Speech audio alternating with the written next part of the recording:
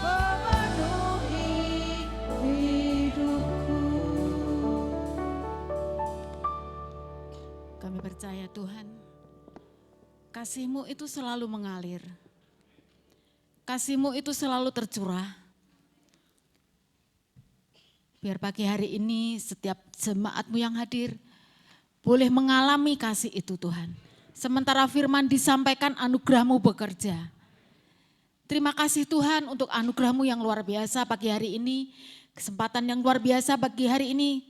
Engkau hendak memberkati kami melalui ibadah pada pagi hari ini. Terima kasih Tuhan, kami berdoa setiap jemaat-Mu mengalami apa yang firman-Mu katakan. Di dalam nama Tuhan Yesus tidak ada satupun yang dapat mengambil bagian yang telah Engkau tetapkan menjadi bagian kami Tuhan. Berkat kemurahan, kebaikan-Mu, kasih-Mu, kelimpahan-Mu adalah bagian kami. Kami pasti mengalaminya, pasti mengalaminya. Terima kasih Tuhan, kami mengucap syukur di dalam nama Tuhan Yesus kami berdoa. Haleluya, amin. Silakan duduk, shalom, selamat pagi. Iya luar biasa, mari bisa ditayangkan PowerPoint.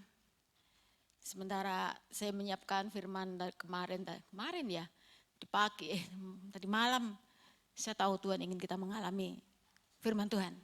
Amin. Rindukan sementara engkau mendengarkan firman Tuhan, rindukan Tuhan, aku rindu mengalaminya. Aku pasti mengalaminya. Amin. Nah, Tuhan akan menjawab ekspektasi saudara. Seberapa besar iman saudara, seberapa besar ekspektasi saudara, Tuhan akan jawab. Karena itulah yang Tuhan katakan. Ayo kita lihat, dikuasai kasih Kristus. Oke, banyak orang dikuasai macam-macam dah. Ada yang hatinya dikuasai amarah. Saudara kalau lagi marah ya, coba ngaca. Lagi marah gitu, coba ngaca. Wajahnya akan tampak buruk sekali. Nah, tetapi ketika kita dikuasai kasih Kristus, dampaknya luar biasa. Amin. Saudara pagi hari ini ingin dikuasai apa? Kasih Kristus, izinkan kasih Kristus menguasai kita. Luar biasa, mari kita buka bacaan kita 2 Korintus 5 ayat 14. Kita baca 2, 3. Sebab kasih Kristus yang menguasai kami. Karena kami telah mengerti bahwa jika satu orang sudah mati untuk semua orang, maka mereka semua sudah mati. Sebab kasih Kristus yang menguasai kami. Nanti kalau kita lihat ayat-ayat selanjutnya, nanti kita bisa mengerti dampak dari orang yang dikuasai kasih Kristus itu seperti apa. Nanti kita akan lihat dari pembacaan kita dari ayat yang ke-14 sampai ke ayat yang ke-19. Di situ akan kita melihat dampak dari orang yang dikuasai kasih Kristus. Sebab kasih Kristus yang menguasai kami. Tuhan rindu setiap kita dikuasai kasih Kristus. Amin. Tuhan rindu saudara dikuasai kasih Kristus. Apa artinya dikuasai? My PowerPoint. Dikuasai artinya dikendalikan. Dikendalikan, dikontrol. Bayangkan kalau kita dikendalikan dan dikontrol oleh kasih Kristus, bukan kasih kita. Kasih Kristus, dampaknya luar biasa. Tapi bagaimana caranya kita dikendalikan atau dikuasai oleh kasih Kristus? Ayat ini kita bisa mengerti.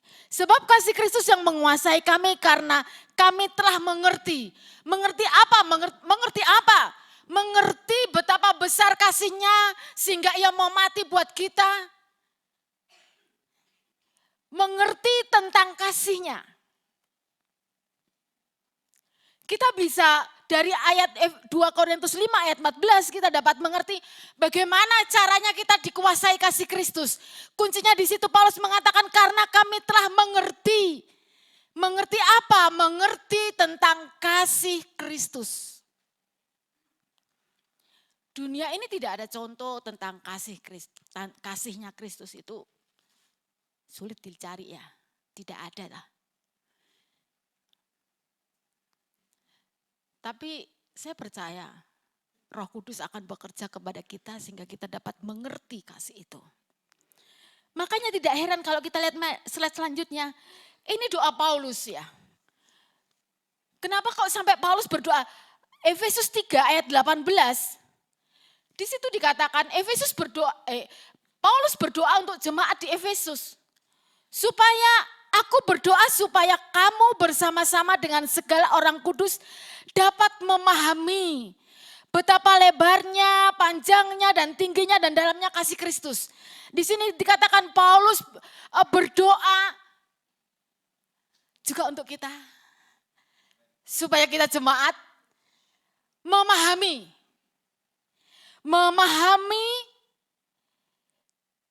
kasih Tuhan yang luar biasa. Memahami betapa luar biasanya kasih Tuhan buat kita.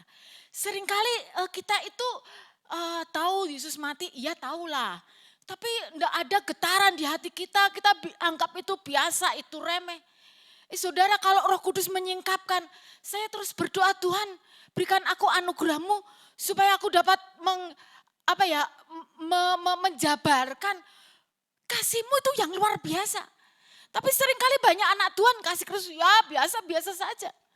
Tidak ada getaran di hati gitu loh. Saudara, saya mau tunjukkan betapa kasih Tuhan itu luar biasa. Nah, karena dosa kita ini terkutuk. Karena dosa kita terkutuk. Coba siapkan ya Ulangan 28 ayat yang terakhir itu. Ayat 68. Kalau saudara baca tentang berkat, Ulangan 28 itu ada berkat dan kutuk. Dan bagian kutuk itu lebih panjang daripada berkat. Dan akibat dosa kita itu terkutuk. Dan yang mengerikan kita itu bukan cuma mati yang dosa mau kita mati dan dibungkus dengan kain pakai jas yang keren gitu, ditaruh peti mati yang mahal. Oh bukan. Kita ini busuk karena dosa. Dan di sini dikatakan, coba kita lihat di Ulangan 28. Tuhan akan membawa engkau kembali ke Mesir dengan kapal melalui jalan yang telah kukatakan kepadamu. Engkau tidak akan melihatnya lagi dan perhatikan. Dan di sana kamu akan menawarkan diri kepada musuhmu sebagai budak laki-laki dan budak perempuan. Tetapi tidak ada yang mau beli. Kenapa tidak mau beli? Coba lihat saudara. Yusuf ketika dijual menjadi budak di Mesir, itu masih keren. Kalau orang di sini tidak ada, sekarang sudah tidak ada ya perbudakan ya. Zaman dulu kalau orang mau beli budak, beli orang lah. Itu bajunya dilepasin. Dan dia akan sang pembeli ini akan meneliti apakah ada kurap, ada panu, atau ada borok, atau ada penyakit. Jangan-jangan nanti aku beli sudah mahal, tak bawa pulang jadi menularkan penyakit. Nah itu budak Yusuf itu masih keren, itu masih ganteng, itu masih kulitnya masih bagus. Tetapi kita karena kutuk itu sudah busuk saudara. Sudah penuh kurap dan tidak ada yang mau beli. Karena saking buruknya tidak ada yang mau beli. Menawarkan diri sebagai budak tidak ada yang mau beli. Tetapi dengar, ada satu pribadi yang mau beli kita. Siapa itu? Yesus. Dia beli dengan dirinya sendiri. Nyawa darah itu nyawa. Betapa kita busuk dan buruk. Tetapi karena korban Kristus kita diangkat menjadi apa? Menjadi putra-putra Allah. Derajat yang begitu tinggi. Sebagai putra Allah kita menjadi ahli waris. Betapa dahsyatnya ini. Betapa kita tidak ada yang mau beli. Tidak ada yang mau tengok kita. Karena terlalu buruk kita. Karena dosa. Karena kejahatan kita. Tidak ada yang mau tengok kita. Tidak ada yang mau lihat kita dengan matanya. Tetapi Yesus mau beli kita. Angkat kita. Jadi putranya. Putra Allah. Bahkan kita menjadi ahli-ahli waris kerajaan surga. Oh ini betapa luar biasanya. Tapi banyak anak Tuhan tidak mengerti betapa dahsyatnya pengorbanan Kristus mengangkat kita, menebus kita, membeli kita dengan nyawanya sendiri dan mendudukkan kita menjadi ahli-ahli waris. Sehingga Yesus tidak malu dikatakan Yesus adalah anak sulung dan kita adalah saudara-saudaranya. Betapa derajat kita menjadi tinggi. Tetapi banyak orang tidak tahu, banyak anak Tuhan tidak menghargai kasih Tuhan yang luar biasa. Makanya sampai Paulus berdoa, aku berdoa supaya kamu dapat memahami betapa kasih Allah itu luar biasa buat kita. Coba kita lihat, buka Yesaya 53 ayat yang kelima. Ketika saya baca ayat ini begitu meloncat. Dan saya luar biasa, coba. Tetapi dia tertikam oleh karena pemberontakan kita. Dia diremukkan oleh karena kejahatan kita. Perhatikan, ganjaran yang mendatangkan keselamatan bagi kita ditimpakan kepadanya. Lihat ini ganjaran upah. Upah bukan upah yang menyenangkan. Upah yang tidak menyenangkan. Upah kejahatan kita ditimpakan kepadanya. Ganjaran yang mendatangkan keselamatan. Seringkali orang berpikir keselamatan mempersempit. Ya, kalau mati masuk surga itu pasti. Tetapi lebih dari itu, keselamatan ini shalom. Keutuhan. Betapa kita seringkali tercapik-capik hati kita, emosi kita tercapik-capik. Kita di sini, hati kita di sono, pikiran kita di mana-mana. Tuhan tidak ingin seperti itu. Kita di sini berarti di sini. Tuhan ingin kita utuh. Utuh secara roh, jiwa, dan tubuh kita utuh. Dan untuk keutuhan itu, ganjaran itu ditimpakan kepadanya. Dan ayat selanjutnya, oleh bilur-bilurnya engkau menjadi sembuh. Kesembuhan ini bukan cuma fisik Tuhan, saudara. Kesembuhan menyeluruh. Untuk shalom saudara, Yesus sudah bayar. Untuk shalom saudara, Yesus sudah bayar saudara. Shalom itu bukan hanya perasaan damai. Tetapi seluruh holistik, seluruh hidup kita. Yesus sudah bayar. Ketika Roh Kudus menyingkapkan hal ini kepada kita. Oh, kita akan takjub sama dia. Hati kita akan dipenuhi oleh dia. Mari, PowerPoint tadi.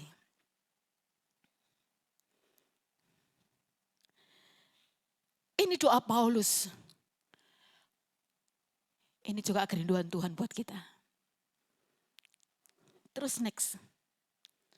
Ketika kita memahami atau menyadari betapa besar kasih-Nya kepada kita. Dan berfokus kepadanya. Maka secara adikodrati kita akan dipenuhi oleh dia. Luar biasa. Kita lihat Efesus 3 ayat 19. Dan dapat mengenal kasih itu sekalipun ia melampaui segala pengetahuan. Aku berdoa supaya kamu dipenuhi di dalam seluruh kepenuhan Allah. Paulus berdoa, aku berdoa supaya kamu dapat mengenal kasih itu. Mengenal ini ginosko. Mengalami. Banyak kita hanya tahu. Tapi Tuhan ingin engkau mengalami kasih-Nya. Mengalami dalam hidup sehari-hari. Bukan hanya tahu di pengetahuan, oh itu baik, oke. Tapi Tuhan mau bukan hanya pengetahuan, oh aku tahu Tuhan mengasihi aku tahu Tuhan mengasihi aku tahu. Bukan hanya berhenti sampai di situ. Tapi Tuhan ingin kita mengalami kasih-Nya. Mengalami kasih-Nya. Ketika kita mengalami kasih-Nya dalam hidup sehari-hari, praktek sehari-hari, kita mengalami kasih-Nya. Kita akan mengalami kepenuhannya. Kepenuhan Tuhan. Apa itu kepenuhan Tuhan artinya? Nanti kita akan lihat lebih lanjut. Apa artinya mengalami kepenuhan Tuhan? Dipenuhi oleh Tuhan itu artinya apa? Begini saudara. Ketika murid-murid Yesus bersama murid-muridnya di sebuah perahu gitu kan. Itu tuh angin itu kencang. Kok gelombang itu naik turun. Seperti mau mati rasanya. Pernahkah saudara rasanya mau mati? Saya itu kalau di laut itu, di Mentawai pernah naik perahu itu diajak mancing di laut. Wes aku mau nih, rasanya kayak mau mati. Kan tidak bisa berenang. Saya bilang, Mas, sok nih mau aku. Kenapa? Wedi. Tidak bisa renang. Begitu jatuh mati. Itu mau mati, mereka mau mati rasanya. Tetapi Yesus itu tidur. Tidur. dia terbangun apa karena goncangan yang kencang? Oh, tidak. Dia terbangun karena pusing kepalanya. Karena ombaknya besar, oh tidak. Dia terbangun karena teriakan murid-muridnya. Enggak ingin tidur di tengah badai? Badai kehidupan maksudnya. Ketika ombak lagi bonceng gitu, bikin mabuk kepayang. Dan kau ingin tidur di situ, rest di situ. Nah, engkau akan dipenuhi seperti itu ketika engkau dipenuhi dengan dia. Ketika kita dipenuhi dengan dia, kita bisa tidur nyenyak di tengah badai. Ketika punya kebutuhan, Yesus punya kebutuhan banyak. Ditarik pajak bait Allah, ngomong sama Petrus, Petrus mancing ikan. Ikan yang pertama buka mulutnya, di situ ada uang cukup untukku, cukup untukmu. Di mana ada kebutuhan, di situ ada suplai. Saudara ingin dipenuhi dengan dia? Kau akan dipenuhi dengan kecukupannya. Amin. Banyak hal, mari cintai firman. Gali, cari tahu firman itu, karena itu adalah bagian kita. Nah kalau nggak ngerti, ya udah. Ayo. Ketika makanya Paulus berkata, berdoa supaya kita dapat mengenal kasih itu sekalipun ia melampaui segala pengetahuan. Ketika kita mengalami, mengenal di sini artinya mengalami. Ketika kita mengalami kasihnya, kita akan mengalami seluruh kepenuhan Allah. Dipenuhi di dalam seluruh kepenuhan Allah. Efesus 3 ayat 19. Dengar, bukan tentang apa yang kita lakukan. Untuk dipenuhi dengan kasih Allah. Bukan berbicara tentang kasih kita seberapa besar kasih kita kepada Allah. Bukan. Tetapi adalah tentang mengenal kasih dia. Semuanya tentang kasihnya. Lah kasihku nanti kita bahas. Sekarang adalah temanya tentang kasihnya. Karena itu alami kasih Tuhan. Alami kasih Tuhan dalam hidup sehari-hari. Saudara,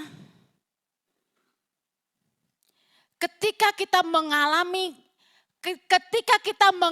kasih itu, ketika kita mengalami dalam hidup sehari-hari, baru kita, surat Paulus itu kan tidak ada ayat, tidak ada pasal, tidak ada ayat sebetulnya.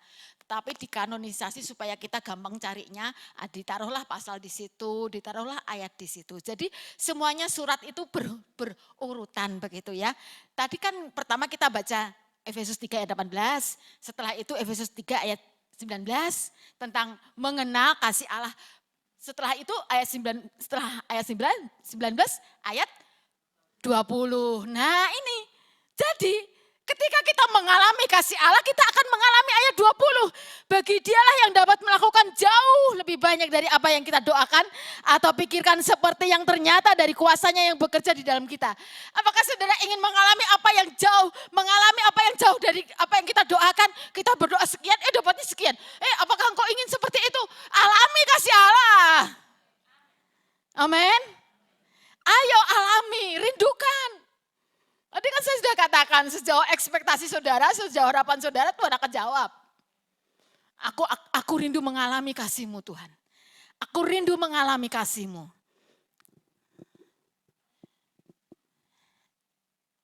Alami kasih Tuhan. Next ya, lanjut ya. Nah, dengar. Tuhan merancang kita untuk berfungsi maksimal jika dipenuhi kasih-Nya. Kalau kita ini dipenuhi kasih-Nya, kita bisa maksimal. Memang desain dari sononya seperti itu. Seperti mobil diisi dengan bahan bakar yang tepat. Pasti bisa maksimal.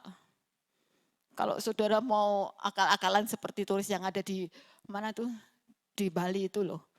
Naik motor, kenceng, masuk di laut. Kemudian di dalam air digas iso. Nggak bisa. Kan bahan bakarnya beda. Memang desainnya seperti itu. Jadi Tuhan merancang kita untuk berfungsi maksimal ketika kita dipenuhi kasih-Nya. Seperti mobil yang diisi dengan bahan bakar yang tepat. Karena itu makanya kita bisa tahu kenapa Paulus sampai berdoa seperti itu.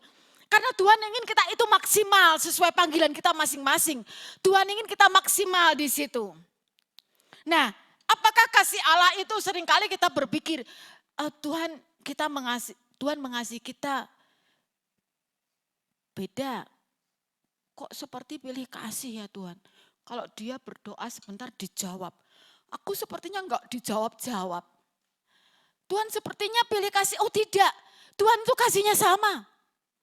Kalau kita lihat Efesus 2 ayat yang keempat, tetapi Allah yang kaya dengan rahmat. Lihat, Allah itu kaya dengan rahmat oleh kasih-Nya yang besar yang telah dilimpahkannya kepada kita. Kasih dia Allah kita itu Allah yang kaya dengan rahmat. Allah yang kaya dengan kasih. Dan kasih-Nya itu dilimpahkan. Tahu saudara dilimpahkan? Dilimpahkan itu loh, kalau air di ember itu dituang gitu loh. Tidak dikasih keran kemudian dibukanya kecil, tes. Enggak. Kasih Allah itu dilimpahkan kepada kita. Tapi kenapa yang satu itu seolah-olah enggak merasakan, yang satu merasakan, yang satu dingin, yang satu kayak kulkas, yang satu on fire. Kasih Allah itu dilimpahkan kepada kita semua, dengar saudara. Kita semua itu sama kasihnya.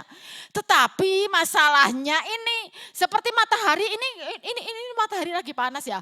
Nanti kalau jam 12 lebih panas lagi. Tetapi kita di dalam sini enggak terasa panasnya matahari kan. Karena kita ada di ruangan. Awan-awan itu loh. Yang menghalangi. Awan apa? Awan apa yang menghalangi kasih Tuhan? Saudara rasakan. Buang, singkirkan itu. Singkirkan awan-awan. Awan kekecewaan. Awan emosi. Awan angkara, murka, marah, kepahitan. Nanti kita akan lihat orang yang disembuhkan dari luka hati menjadi penginjil yang besar. Nanti kita lihat. Saudara, biar Roh Kudus akan menerangi hati saudara, menunjukkan apa toh yang menghalangi saudara mengalami kasih Allah. Buka hati saudara, terima dengan iman. Kasih Allah yang besar itu izinkan itu merembes hati kita. Sampai ke dalam hati kita yang terdalam. Sampai ke alam bawah sadar kita. Karena seringkali yang di dalam ini kita tidak sadar seringkali. Kita rasa fan-fan aja. Tetapi refleks kita loh, siapa yang bisa mengontrol refleks? Siapa yang bisa mengontrol sesuatu ketika, gini aja deh, ilustrasi deh, balon itu ya, kalau diisi air merah, air warna merah, ditekan yang keluar air warna merah. Nah kita ini walaupun kita sembunyikan ketika semua baik, kita bisa manis, kita bisa baik. Tetapi ketika ada sesuatu yang menekan dan kita tidak bisa mengandalkan kontrol kita, nah itulah yang keluar. Setelah itu kita, aduh kenapa ya kok aku kok seperti itu. Obatnya satu, izinkan kasih Tuhan merembes masuk ke alam bawah sadar saudara. Kita tidak bisa itu mengendalikan yang di bawah sadar kita. Sampai ke relung hati kita yang terdalam sulit. Hanya kasih Tuhan yang bisa menyembuhkan. Izinkan. Kasih Tuhan itu tidak pilih kasih Tuhan itu sama dicurahkan kepada kita semua, kita ini. Oh kalau Yesus saja diberikan apalagi yang lain gitu loh. Kasih Allah itu luar biasa, tetapi awan-awan mau apa figur contoh pemimpin, figur contoh orang tua atau kepahitan hidup. Mari itu, saya suka dengan kata-kata ini. Siapa yang dapat mengalahkan Goliat? Daud. Daud itu Bukan Saul yang dengan tentara profesionalnya terlatih perang, enggak berani dengan Goliat. Yang berani cuma Daud. Dia masih muda. Ternyata Daud, nama Daud itu artinya yang dikasihi. Saudara kalau baca di 1 Samuel itu bagaimana dia berani menantang Goliat. Dia berkata, siapa yang berani menghujat barisan tentara Allah? Siapa itu orang yang tidak bersunat? Dia sampai berani seperti itu. Karena apa? Dia yakin bahwa dia itu dikasih oleh Allah. Karena dia yakin dia dikasih Allah, Allah pasti ada di pihaknya. Itu yang membuat dia berani. Nah sekarang saudara, kalau saudara pengen mengalahkan Goliat saudara, izinkan kasih Allah memenuhi hati saudara. Fokus kepada kasihnya sampai kau yakin Tuhan itu mengasihi aku kok. Aku pasti bisa mengalahkan Goliat. Ayo saudara. Izinkan Tuhan kasihnya memenuhi hati saudara. Buang itu awan-awan. Sekarang kita lihat ya. Bagaimana cara kerja iblis pertama kali di Taman Eden. Bagaimana caranya dia menipu Hawa. Bagaimana? Dengan membuat Hawa mencurigai Tuhan. Kalau kamu makan buah ini, kau akan menjadi seperti Allah, gitu kan? Kemudian Hawa dalam hati, oh, aku tahu kenapa Allah melarang aku makan buah ini. Ternyata Allah nggak mau disaingi. Tuhan mencurigai Allah kan? Nah, sekarang tipu muslihat iblis biar tersingkap. Kalau engkau mulai mencurigai Tuhan, berhenti, stop. Percayalah apapun yang terjadi Tuhan mengasihimu. Kalau Yesus saja diberikan apalagi yang lain. Sekarang jangan mau ditipu iblis. Karena cara kerja iblis akan seperti itu. Membuat engkau meragukan kasih Allah. Membuat engkau mencurigai Allah. Dan buang itu. Biar hanya Tuhan yang bisa menyembuhkan kita. Waktu tidak ada yang tidak bisa menyembuhkan kita. Kata maaf pun tidak bisa loh. Ada beberapa hal yang tidak bisa ditarik kembali. Itu loh, peluru yang diluncurkan dari senapan, dia tidak bisa kembali lagi. Balik, boleh, nggak bisa. Dan salah satunya adalah kata-kata. Kata-kata keluar dari mulut seseorang, gitu ya. Terus gitu, maaf ya, aku tadi kilaf. Maaf, iya maaf. Tetapi kan kata-katanya sudah terlanjur didengar kan? Tapi apapun yang terjadi, biar kasih Tuhan menyembuhkan kita. Apapun yang terjadi, biar kasih Tuhan yang menyembuhkan kita. Saudara, segala sesuatu yang di dalam Alkitab yang kata pertama di Alkitab itu mempunyai arti yang luar biasa. Nama kata penyakit. Kata penyakit itu pertama kali muncul di Alkitab, itu ada di sini. Di dalam Keluaran pasal 15. Ini loh ceritanya. Waktu orang Israel keluar dari Mesir, mereka haus. Mereka cari minum, gak ada, adanya Mara. Mara itu tempat di mana mata airnya pahit. Gak bisa diminum, pahit. Kemudian Tuhan berkata kepada Musa, ambil kayu itu, taruhkan di situ. Kemudian setelah ditaruh di situ, airnya menjadi segar dan enak untuk diminum. Kemudian Allah berfirman, coba kita lihat, ini perhatikan, kata penyakit pertama kali muncul di sini. Coba kita lihat ayat Keluaran 15, ayat yang ke-26. Firman-Nya, jika kamu sungguh-sungguh mendengar suara Tuhan Allahmu dan melakukan apa yang benar di matanya dan memasang telingamu kepada perintah-perintahnya dan tetap mengikuti segala ketetapannya, maka aku tidak akan menimpakan kepadamu penyakit manapun yang telah kutimpakan kepada orang Mesir, sebab akulah Tuhanlah Aku Tuhanlah yang menyembuhkan engkau. Di sini kata penyakit muncul di ayat 26. Kalau saudara lihat ayat sebelumnya, bagaimana Tuhan Allah memerintahkan Musa untuk melemparkan kayu ke dalam air yang pahit. Itu kayu itu adalah gambaran salib Yesus. Nah, sekarang menarik sekali. Kata penyakit pertama kali muncul di Alkitab di sini. Ada hubungannya dengan mata air yang ada hubungannya dengan mata air yang pahit. Apa ini maksudnya?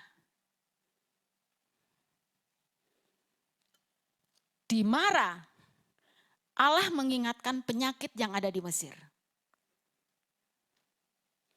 Makanya izinkan Tuhan itu menyembuhkan hati saudara. Supaya pahit ini tidak jadi penyakit.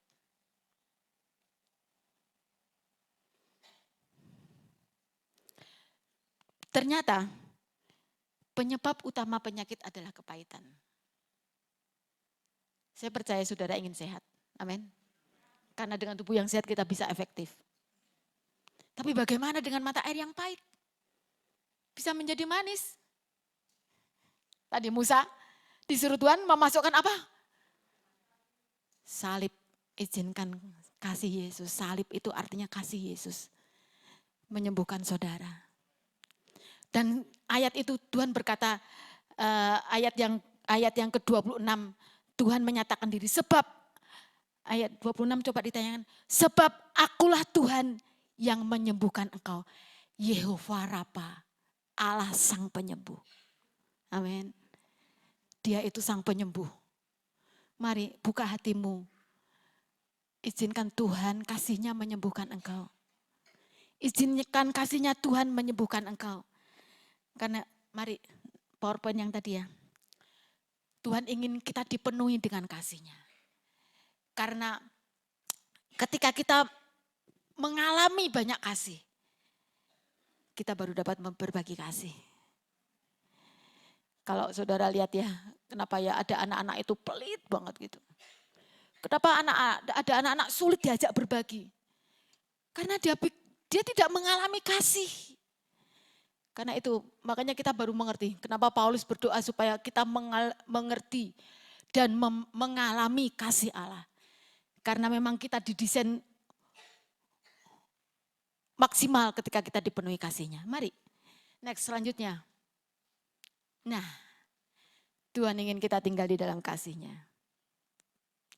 Kita lihat Yohanes 15 ayat yang ke-9. Seperti Bapa telah mengasihi aku, demikianlah juga aku mengasihi kamu. Tinggallah di dalam kasihku itu. Tuhan, ini Yesus yang berkata saudara.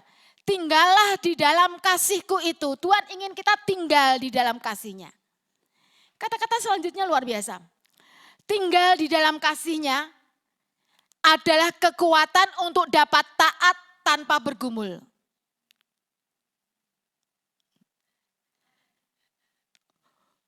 Kata-kata ini perlu diselami terlalu dalam, sulit ya kali ya.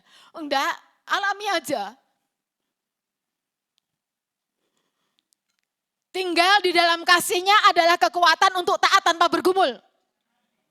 Contohnya ini contoh. Saudara kan bayar pajak ya. Pajak apalah, pajak motor gitu. Seneng aku motorku ulang tahun. Besok bulan depan gak apa-apa, ulang tahun itu artinya bayar pajak gitu loh. STNK-nya entek habis gitu loh. Wah, aku seneng ini motorku besok bulan ini Oktober ulang tahun bayar pajak. Oh bulan depan ulang tahun lagi lah bayar pajak lagi, ada yang gitu? Ada? Apa lagi kalau motornya banyak atau mobilnya 1 atau 2 ulang tahunnya sama bulannya. Wah itu harus menabung, saya kasih trik, menabunglah setiap bulan untuk kendaraan Anda yang berulang tahun. Loh kalau ulang tahunnya 2, seperti saya itu ulang tahunnya 2 sama-sama bareng nih. Wah seneng aku ulang tahun, besok bulan depan lagi ya, engkau motor ulang tahun aku bayar pajak lagi ketemu Pak Polisi di Samsat. Ada? Enggak ada, tapi taat, oh taat, kalau enggak taat kepegang polisi. ini saya bilang ini taat dengan bergumul, terpaksa. Ini taat dengan terpaksa. Tetapi, yang kedua, melayani keluarga, males, esok-esok jaluk sarapan deh. Ada yang gitu, ada yang ibu-ibu kayak gitu. Males bocah kok saben dino minta sarapan terus. Ada yang seperti itu, nanti ketemu sama saya. Perlu dikonseling ini. Enggak toh, bangun pagi-pagi, ibu-ibu masak nasi di dapur. Ibu-ibu kalau pagi siapkan makan, ternyata anak yang sarapan dengan anak yang tidak sarapan di sekolah lebih pintar anak yang sarapan loh. Jadi jangan malas ibu-ibu, jangan bangunnya 6:30. Nanti anaknya dikasih uang suruh jajan, itu makan gak bergizi. Oh enggak Bu, sekarang kan ada MBG. Oh jangan gitu, tanggung jawab ibu, masa depan loh. Amin ibu-ibu. Amin, Tuhan titipkan sebuah generasi kepada kita. Mau kita apakan generasi ke depan? Bangun pagi gitu kan, siapin sarapan. Enggak sempat-sempat apa-apa ya, praktis, menu yang praktis dan gampang. Masak nasi, telurnya dimasukkan. Kan ada gizinya telur, paling tidak anak makan telur, berangkat nasi dan telur kan. Enggak kurang akal, dalang itu enggak kurang lakon. Cuma mau atau tidak. Bangun pagi kan semangat kan, siapin sarapan buat anak-anak, buat suami. Orang suamiku benjajan, oh jangan hati-hati loh kalau suami enggak betah di rumah, hati-hati. Kan? Sukacita kan? Sukacita tuh enggak? Terpaksa? Tidak. Karena apa? Karena apa? Karena kasih, ya kan? Bayar pajak, taat harus, tapi dengan terpaksa. Melayani keluarga, terpaksa? Tidak seharusnya. Karena kasih. Jadi saudara, tinggal di dalam kasihnya adalah kekuatan untuk dapat taat tanpa bergumul. Karena hati kita dipenuhi dengan kasihnya. Karena hati kita dipenuhi dengan kasihnya. Kalau seorang suami hatinya dipenuhi dengan kasih cinta sama istrinya. Enggak curi-curi, enggak. Oh di depan pun enggak dilihat. Saya tertarik dulu. Ini lucu ya. Rumput di tetangga itu lebih hijau. Tapi saya dengar Danis dan istrinya enggak kelihatan. Jos itu. Karena hatinya sudah dipenuhi dengan kasih. Amin. Tinggal di dalam kasihnya ada kekuatan. Kekuatan untuk taat tanpa bergumul. Buktikan. Jadi taat itu tidak bergumul. Aku enggak suka itu enggak necerku. Walaupun ada kesempatan enggak. Karena aku tuh sudah kasih Tuhan tuh luar biasa. Kalau Tuhan enggak nolong aku tuh jadi apa gitu loh. Kalau Tuhan enggak selamatkan aku jadi apa? Dijual enggak laku, budak enggak laku. Tapi Yesus mau angkatku jadi putra-putranya sehingga aku menerima ahli waris. Itu sesuatu yang menggairahkan saudara. Luar biasa. Mari coba kita lihat sekarang ya. Next ya. Kita sekarang lihat definisi kasih ya.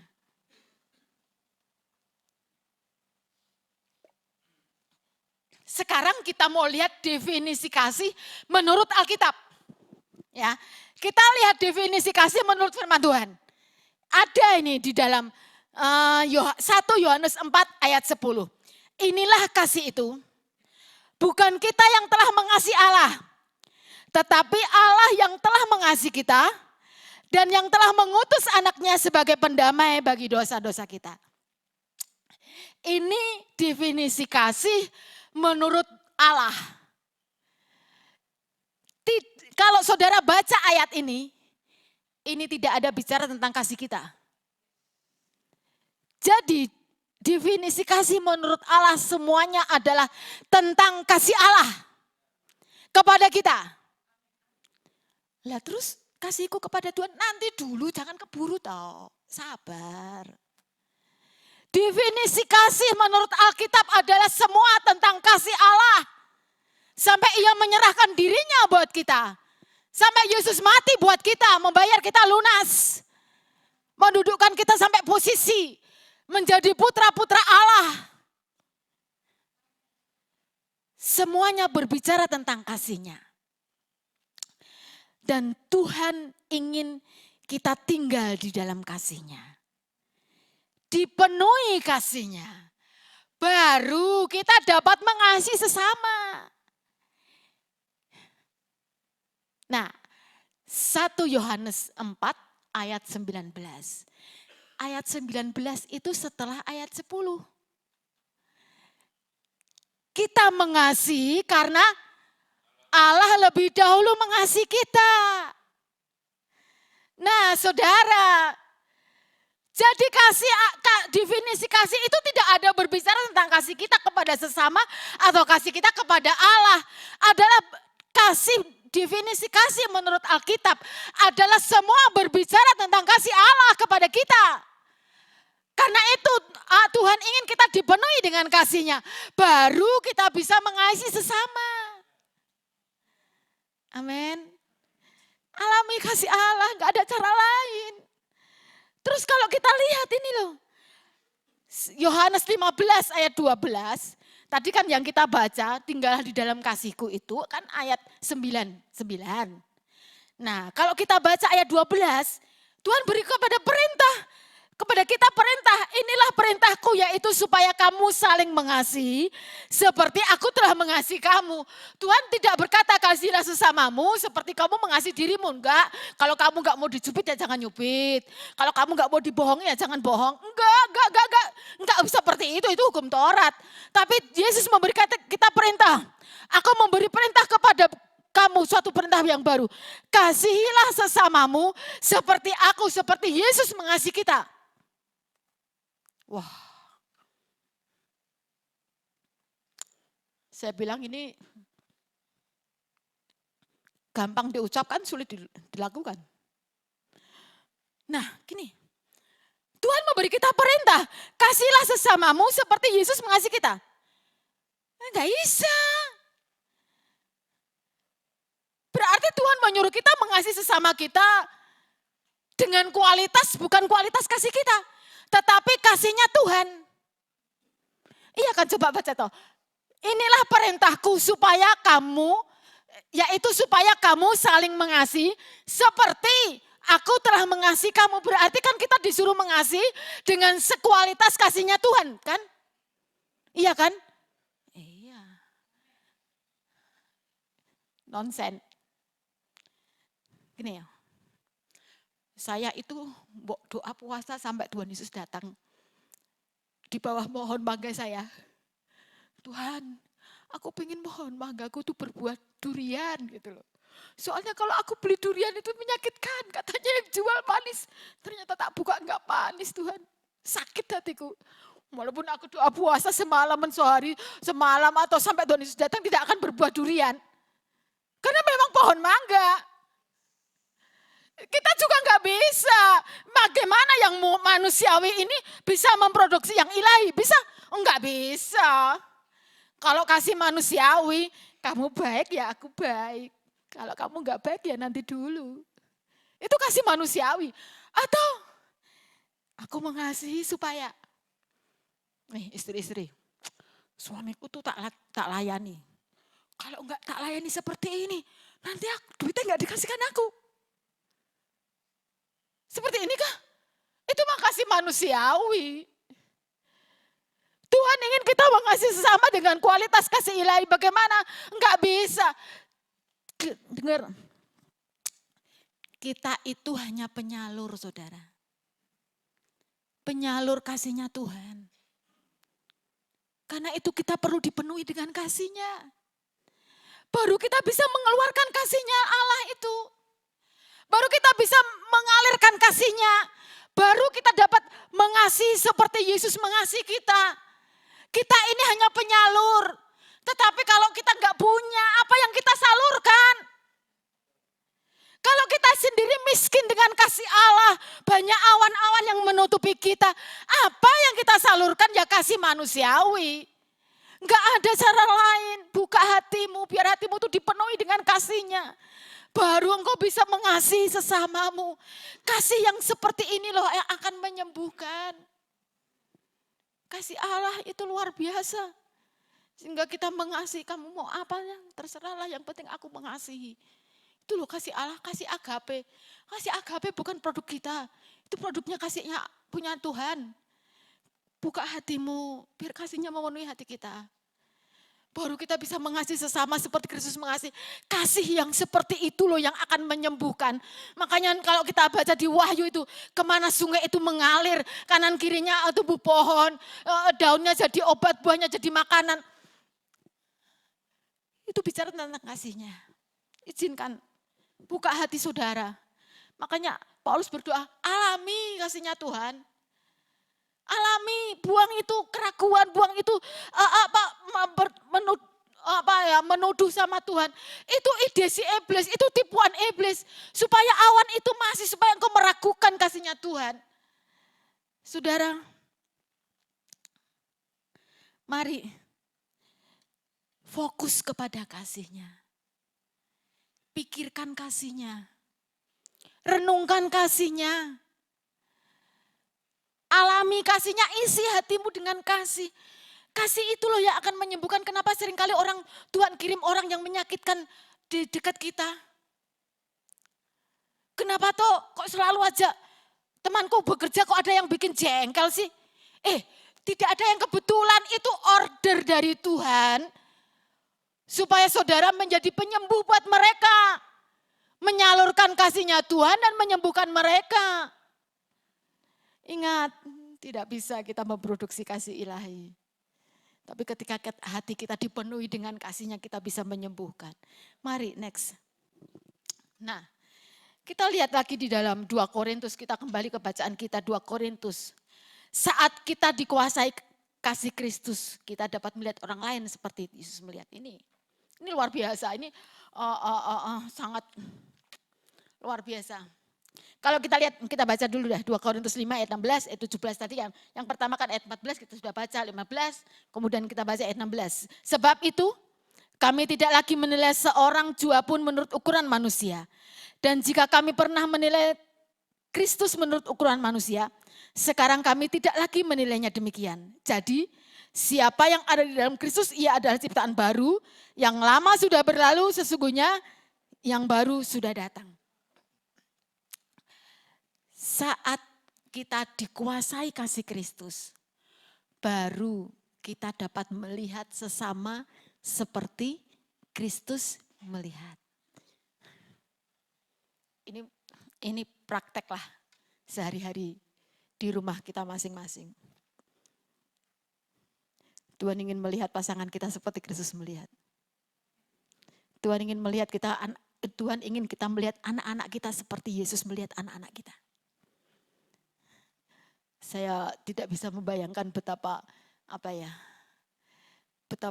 shalom peace itu ada di rumah itu. Kalau kita sama-sama saling melihat seperti Kristus melihat. Tapi bagaimana caranya supaya kita bisa melihat? Seringkali kan kalau kita jengkel sama orang itu, Tuhan mengasihiku, Tuhan tidak mengasihi dia gitu kan. Yang kabar yang luar biasa, Tuhan tuh mati buat kita. Tapi juga Tuhan mati buat orang yang kita jengkelin itu. Dan Tuhan ingin kita melihat dia seperti Tuhan melihat dia. Caranya adalah kita dikuasai oleh kasih Kristus. Nah, saat kita dikuasai kasih Kristus, kita dapat melihat orang lain seperti Yesus melihat mereka. Sekarang kita mau lihat manifestasi, mari PowerPoint terakhir. Kita mau lihat manifestasi atau bukti ketika kasih Kristus menguasai kita. Ini loh, lihat 1 Korintus 13 ayat 4 sampai yang ke-7. Kita lihat ini, kita baca ya. 1 Korintus 13, ini sekali lagi, ini bukan manifestasi kasih kita ya. Ini adalah manifestasi kasihnya Tuhan ketika bermanifestasi melalui kita. Ini loh. Kasih itu sabar. Kasih itu murah hati. Ia tidak cemburu. Ia tidak memegahkan diri dan tidak sombong. Ia tidak melakukan yang tidak sopan dan tidak mencari keuntungan diri sendiri.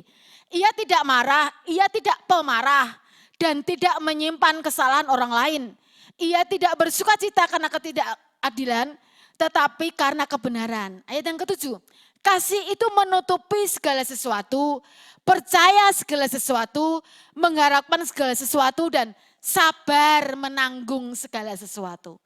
Ini adalah manifestasi ketika kita dikuasai oleh kasih Kristus. Jangan berusaha memanifestasikan ini dengan kekuatan kasih kita. Enggak mungkin bisa di luar, di dalam hanya Tuhan dan aku yang tahu. Tapi masalahnya Tuhan tuh melihat hati dan menilai hati, bukan menilai sikap. Sikap itu nanti dulu, hatinya dulu loh. Nah, di sini dikatakan menarik sekali.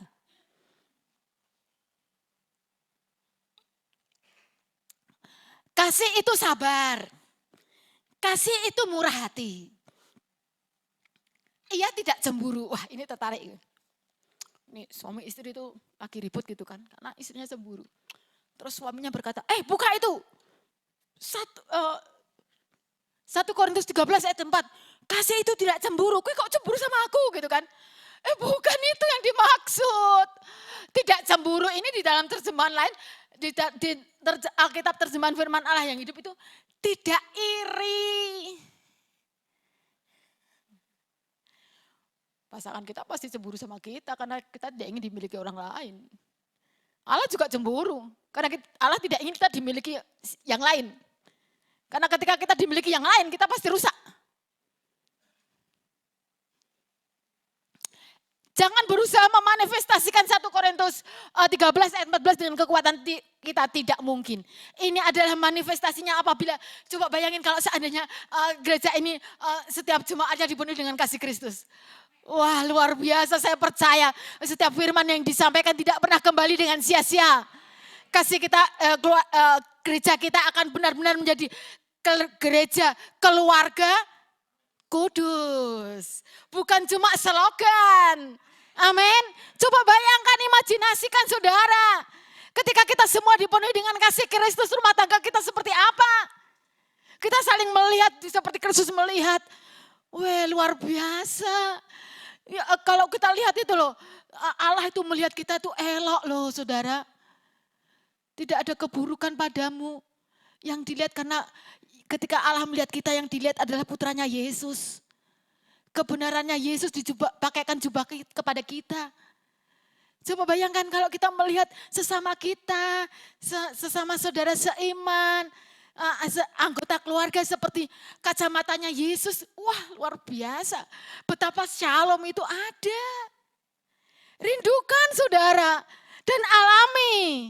Amin.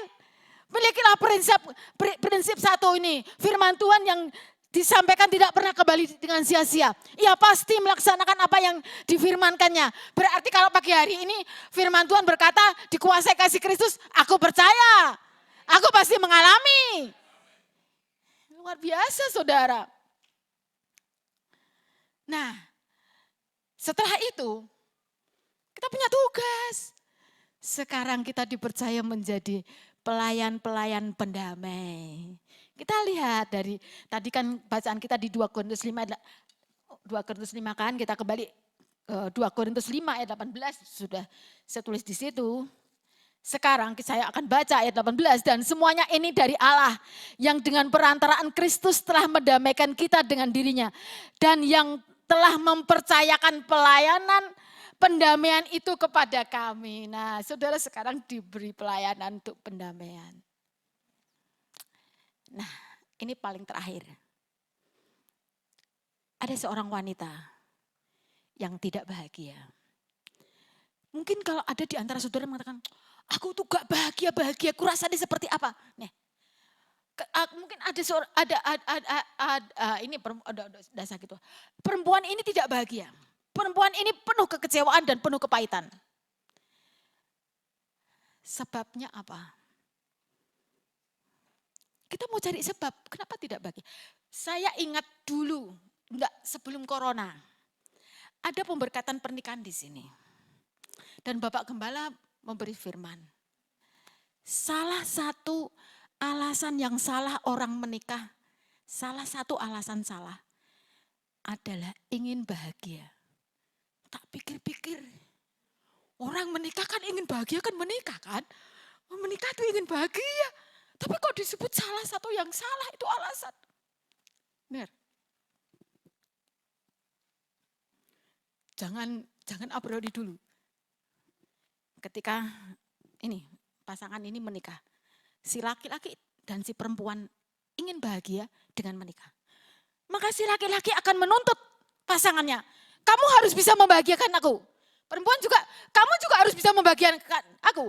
Nah selama saling menuntut tidak akan pernah bahagia. Tuhan Yesus sendiri berkata kok perempuan yang tidak bahagia ini siapa?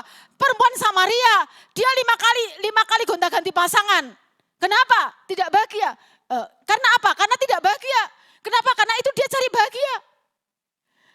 Ternyata ketika kita cari bahagia dari sumber yang salah kita akan kecewa.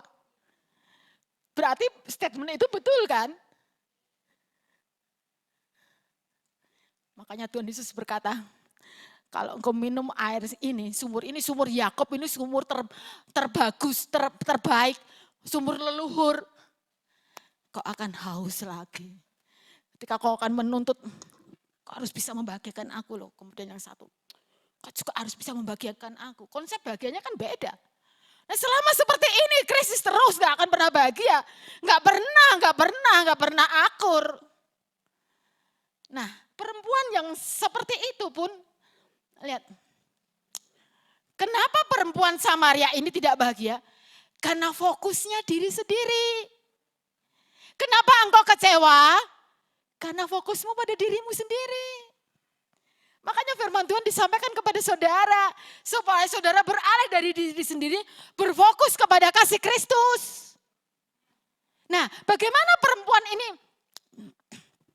Kita lihat luar biasa kasihnya Tuhan kepada perempuan yang tidak bahagia. Kita lihat ya, ayat yang terakhir. Kita buka di Yohanes pasal yang keempat. Sampai Yesus berkata seperti ini. Ya, lihat itu. Yohanes pasal yang keempat. Untuk perempuan yang tidak bahagia, Yesus berkata. Kita lihat Yohanes 4 ayat yang keempat. Yohanes 4 ayat yang keempat. Yesus itu berjalan bersama-sama muridnya. Meninggalkan Galilea, meninggalkan Yudea, pergi ke Galilea. Terus ia berkata, ia harus melintasi daerah Samaria. Siapa yang mengharuskan Yesus? Yesus itu Allah yang jadi manusia. Siapa yang mengharuskan Yesus? Samaria, kalau dia dari Yudea mau ke Galilea, ada jalan pintas. Tetapi Yesus mengharuskan dirinya lewat Samaria berputar. Padahal orang Yahudi jarang lewat Samaria, tidak mau lewat karena mereka tidak berbicara. Jutaan. Dan menganggap orang Samaria itu kelas bawah. Tetapi Yesus mengharuskan dirinya melewati Samaria karena Yesus punya misi menjumpai seorang wanita yang tidak bahagia. Nah dengar kabar baik, pagi hari ini tidak kebetulan saudara datang ke tempat ini. Kalau saudara berkata, aku tidak bahagia Bu, ini firman untuk saudara. Tuhan berkata, aku harus menjumpai engkau. Dan aku akan menyembuhkan engkau. Lihat saudara, apa obat untuk wanita Samaria ini? Apakah suami yang, bukan suami, laki-laki yang tinggal di rumahnya itu yang bukan suaminya tetapi tidak ada ikatan yang bisa membahagiakan? Jawabannya dari 5 suami yang lain? Oh tidak. Jawabannya adalah berjumpa dengan Yesus. Saudara lihat percakapan antara wanita Samaria, antara Yesus dan wanita Samaria. Betapa wanita Samaria ini mendapat penyingkapan bahwa Yesus itu tidak menghakimi. Nah, perempuan Samaria ini kan ngambil air jam 12 siang. Kenapa jam 12 siang? Karena malu. Karena takut perguncingan. Menutup diri. Nah orang yang seperti ini fokusnya diri sendiri kan. Datanglah jam 12 siang. Dan ketemu Yesus di situ. Dalam percakapan itu. Dia merasa Yesus itu mengasihinya. Yesus itu menyembuhkan hatinya. Kemudian setelah percakapan, Yesus berkata, kalau kau minum air ini kau akan haus. Tetapi kalau kau minum air yang aku berikan kepadamu, kau tidak akan haus lagi untuk selamanya. Kemudian perempuan ini dapat penyingkapan bahwa Yesus itu Mesias. Baca itu percakapan antara Yesus dan wanita Samaria. Dia mendapat penyingkapan bahwa Yohanes pertama kali, kenapa kok orang Yahudi minta air sama aku? Kemudian dia berkata guru, setelah itu berkata Tuhan, setelah itu dia berkata Mesias. Ketika dia dapat penyingkapan tentang Yesus, hatinya dirubah. Dia ke situ mau ambil air, setelah hatinya dirubah, tempayannya tuh tempat air ditinggal, dia pergi ke kota. Kalau dulu dia menutup diri, sekarang dia pergi ke kota berkata, dengar, ada seorang yang berbicara tentang aku, apa yang aku lakukan. Mungkinkah dia Mesias? Ayo ketemu sama Yesus. Dan banyak orang diselamatkan oleh Yesus. Dari seorang yang sakit hati, dari seorang yang tidak bahagia, berfokus sama dirinya sendiri. Ketika mendapat penyingkapan tentang dia menjadi seorang penginjil yang dipakai Tuhan. Amin. Menyembuhkan banyak-banyak orang. Sekarang saudara alami kasih Tuhan. Tuhan ingin mengasihi sesama orang di sekitar saudara lewat saudara. Jadi bukan kualitas kasih saudara. Lewat saudara berarti saudara itu hanya penyalur.